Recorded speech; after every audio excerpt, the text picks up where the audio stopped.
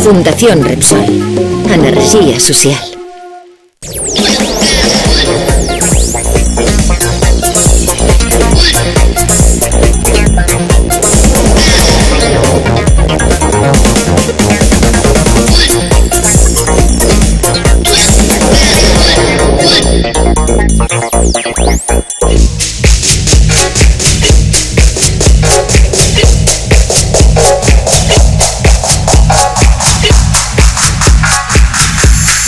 Funky groove without straight. There's a feeling, you know, it's inside you.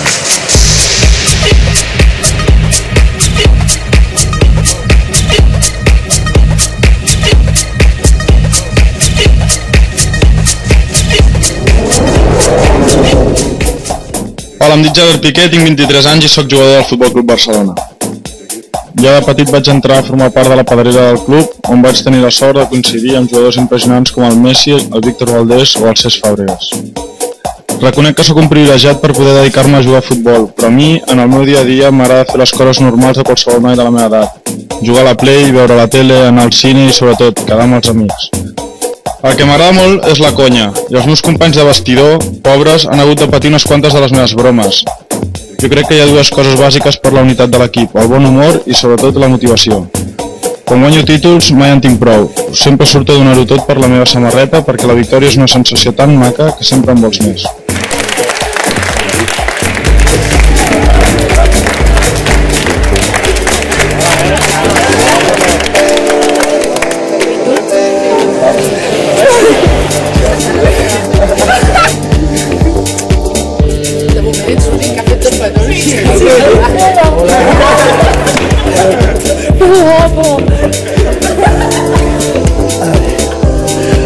Claro que no lo sepas, estás enamorado de mí. Es mi marido oficial ja. Gerard, una pregunta. Què has hagut de sacrificar per la teva motivació pel futbol? Perquè tu portes jugant a futbol des de ben petit, llavors... Moltes coses, però després ho miro enrere i la veritat és que val la pena, val la pena. És a dir, des dels 7 o 8 anys que vaig entrar al Barça, o 9 anys, entrenar 4 o 5 dies a la setmana, era acabar el col·le a les 5:30, agafar l'autobús i anar cap als camps d'entrenos, 6:30 fins a les 9, arribava a casa, sopava ben ficat, estudiar a les 11 de la nit, i això era cada dia. I ara ho mires enrere, està clar que tot ha valgut molt la pena. Què és el que més et motiva? Entrar al Camp Nou i veure tot 90.000 persones a l'estadi ple i que tenim de jugar un partit i tenir que guanyar-lo. Al final jo crec que una de les coses més importants és la teva professió, sentir-te còmode i que tinguis motivació pel que fas, i en aquest sentit doncs, jo crec que en això estic ple. No? Com t'ha motivat o com us ha motivat l'equip en general, en Pep Guardiola? Hi ha milions de maneres per motivar els jugadors, sigui amb vídeos com va ser la final de la Champions, sigui amb xarles que ens ha fet abans dels partits i a les mitges parts, que jo crec que això, si et toca l'ànima, doncs surts molt més motivat, i d'experiència que també ha tingut ell, no? Com a jugador, així que jo crec que el Pep és un gran motivador en aquest sentit. Clar, però en el futbol també hi ha un altre factor, no? Que és la disciplina, és a dir, una motivació sense disciplina crec que tampoc us hagués portat fins on sou ara, no? No, està clar que són una sèrie de coses. Té que haver una preparació, i té que haver disciplina, i té que haver l'entrenament diari. Al final el futbol són 24 hores, no és només quan entrenes, sinó és per la nit cuidar-te, menjar bé les hores, descansar, i això jo crec que per molt que després estiguis motivat en els partits, si això no ho fas, no rendiràs. Després d'aquest any tan bo del Barça de les 6 copes, aquest fet us dona més motivació o us heu establert un límit i dieu, vale, a partir d'aquí ja no podrem superar-ho? Home, és que a partir d'ara no es pot superar. Això ja t'ho dic, no hi ha més copes. Sí, no, has d'intentar tornar-ho a guanyar tot, has d'intentar repetir-ho, sabent que és molt complicat perquè en els 109 o 110 anys d'història que té el Barça mai s'ha aconseguit. Les pressions exteriors són una ajuda o un inconvenient? Pots mirar de les dues maneres, hi ha gent que l'influeix negativament i hi ha gent que l'influeix positivament. Jo, sincerament, no llegeixo els diaris perquè crec que al final els diaris són opinions de gent que no està dins del vestidor. Jo a vegades al meu pare li dic, papa, que això no és veritat, que sí que ho vull dir, que no és veritat, que t'ho dic jo que no és veritat, que ho he viscut, que simplement fan teories, opinions, i el millor és no llegir-los, estic sincerament, però clar, entenc que la gent no llegeixi. Que per cert, no has hecho ni una pregunta, ¿eh? Tanto mi marido no me conoces de nada y haces preguntas. No puedo, mira, chico, a mí me traes a otro y yo me envalentono, pero me traes a ti y no puedo, pues no puedo. Es que es el millor del món, és l'home de la meva vida. Soy realista y evidentemente no me voy a casar con él porque estoy demasiado buena para él, pero estoy flipando. Sí. Que si em motiva això de viatjar així al otro mundo y volver y tantas vueltas. Sí, no, a veure, a mi em motivava molt anar a Manchester, va ser una experiència nova, em feia molta por, també t'ho puc dir, amb 17 anys marxar de casa i viure sol és algo que, clar, no has provat mai, no saps què et trobaràs. La cultura és diferent, el menjar és un desastre, el temps tampoc és el millor del món. I clar, hi ha moltes coses que et feien pensar i dir, a veure on t'estàs ficant, no?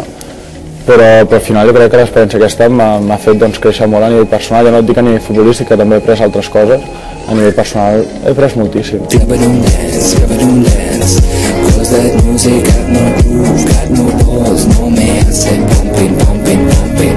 Porque yo quiero bailar con un ritmo más nocturno, más profundo, más sensual, basta ya de minimal.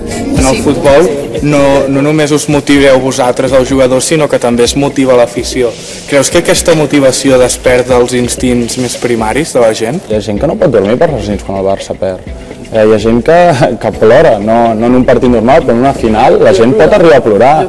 La gent pel futbol pot arribar a fer coses que no us podeu arribar a pensar. Pagar milionades per no veure una final d'un partit de futbol. Al final la gent perd el sentit pel futbol. La màgia fa l'equip o l'equip fa la màgia? Hi poden haver molts jugadors superestrelles en un equip i ja et dic jo que potser no rendeixen.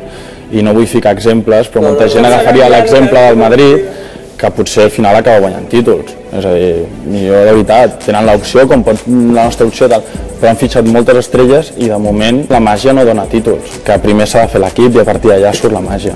A tu et motiva saber que quan guanyeu un títol o un partit important, un Barça-Madrid, es dispara la natalitat dels catalans? Això són efectes secundaris que venen... No, per això et dones compte la gent com ho arriba a viure, no? I el que li arriba a afectar. És a dir, si nosaltres a l'Iniestazo, com li diuen, que marca gol Iniesta, ens classifiquem, doncs aquella nit hi ha molta gent que l'adrenalina a tope i... Afegiran un capítol que serà el salt del Visca Barça. Digues, Carlota. No, jo, mira, així per trencar el gel, val? Jo explicaré una coseta.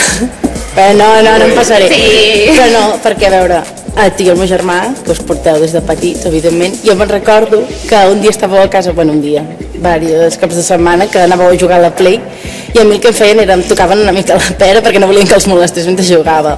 Jo vull que expliquis tu alguna de les teves anècdotes, perquè jo sé que tu ets un follonero de cuidao. Em podria explicar tant, però no sé quines són correctes i quines no són. 1001, me'n recordo una vegada, que això sí que és, no sé si ho puc explicar, però bueno. Va arribar una carta que sabien que ens donaven un cotxe i que si no el necessitàvem que li donéssim el cotxe a aquella persona, saps? I dic, hosti, això estaria una mica de cara, saps? Perquè no vas demanant cotxes per allà, clar, si doncs a ell li tens que donar a tothom. Total, que vaig agafar el telèfon d'aquella persona i jo vaig trucar i li dic, escolta, que soc el Xavi, et donaré el cotxe, vine demà a la ciutat esportiva i te'l donaré, no? I el dia següent es presenta l'home i clar, crida el Xavi, hòstia, què tal, com estàs? Sí, no, que venim a per robar el cotxe. Quin cotxe? Sí, que m'has trucat. I el Xavi, no, jo no t'he trucat, clar. Bueno, al final un merder, s'ha muntat un merder de cuidado. És molt llest, divertit i, no sé, és amic del meu germà. Llavors, suposo que ha de ser bona persona també, m'imagino, no? No sé si tens alguna motivació d'allò, només tu, perquè clar, el futbol és un joc en equip, però allò costa com més no motivar-se un sol. Per exemple, els estudiants, al cap i a la fi, quan estàs davant d'un examen estàs tu sol, encara que a vegades fas allò... Ho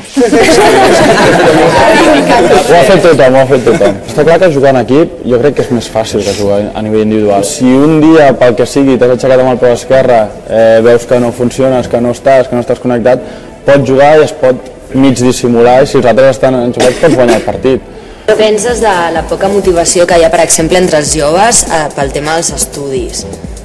Jo ho puc entendre, estudiar és un desastre, però al final tens d'aconseguir les teves motivacions per les quals estudiar. O sigui, està clar que a ningú li agrada agafar-se un llibre, ficar-se... No, potser sí, hi ha gent, ho reconec. Però la motivació que tu tinguis... Sí, però està clar, tens de tenir una motivació. O sigui, a ningú li agrada llegir per llegir o estudiar per estudiar, però si tens una motivació per aprendre a fer aquestes coses, llavors ho faràs. Jo, per exemple, jo pels estudis crec que era bastant bo, sincerament, però no m'agradava gens, i la motivació era ma mare que em tenia aquí, amb el ganivet aquí, si no estudiava. Però més que motivació, llavors era coacció, no? És un dir. I a part del futbol, què et motiva a tu al dia a dia? Home, moltes coses, a nivell personal estar bé amb la meva família, estar bé amb la nòvia, moltíssimes coses. Jo crec que al final... Yo no soy celosa, yo se lo permito todo, si quiere tener 4 me da igual. Yo soy la monogamia es eso, me da igual, sí. Estar bé amb els amics, amb la gent que t'estimes, al final hi ha moltes motivacions a la vida, no només a nivell futbolístic o a nivell de la professió que cadascú tingueu. A mi, per exemple, jo punxo, soc DJ, i a vegades quan estic punxant i veig que la gent no està ballant o tal, estic molt desmotivada, però quan veig que estan ballant, que els agrada i tal, em motivo molt. Sí, no, també és de la situació, si veus que no hi ha feeling, costa, però és motivar-se a intentar fer-los ballar, llavors. Y por ejemplo, yo bailo, y que por cierto te he bailado a ti un montón de veces, aunque no lo has visto, un montón de veces. Jo per motivar-me a casa quan tinc que ballar fora o que sigui, o tinc que ensenyar o alguna cosa, jo poso la meva música a la meva casa, la teva foto, això t'ha dit que t'he ballat moltes vegades, i a mi m'ajuda molt. Quan li parlava la meva foto del Piqué, cariño, porque oye esto, porque lo otro, mai vaig pensar que l'acabaria coneixent, saps? Estic molt contenta, jo me puedo morir ja. Si no m'ataques nunca no vas a conseguir.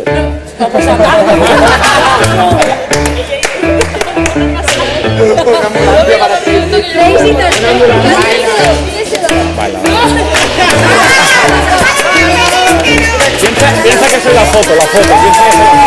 Háblame de ti, de qué pie cojea, ya yo voy a lo mío, tú vas a lo tuyo ya, pon ahí la valla, y que la salte la cobaya.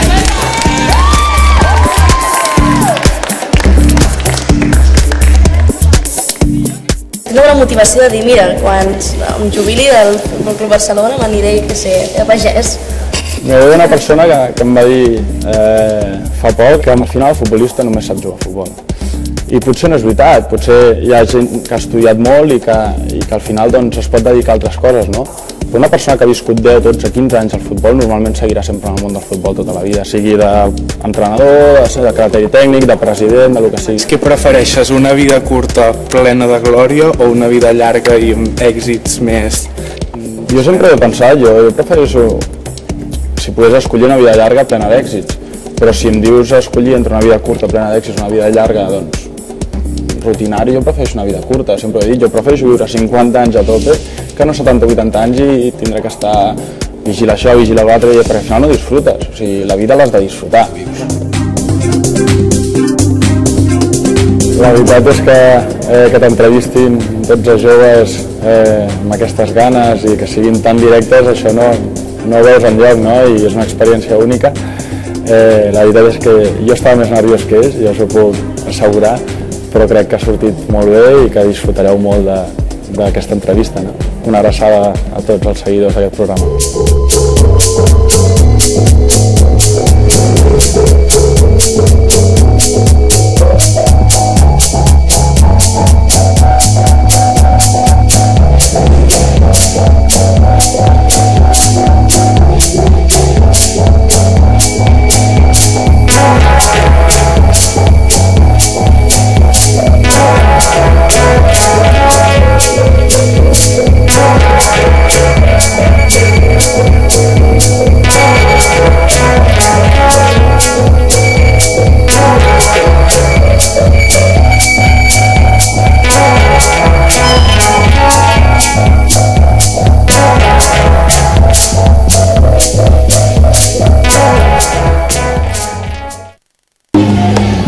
Fundación Repsol.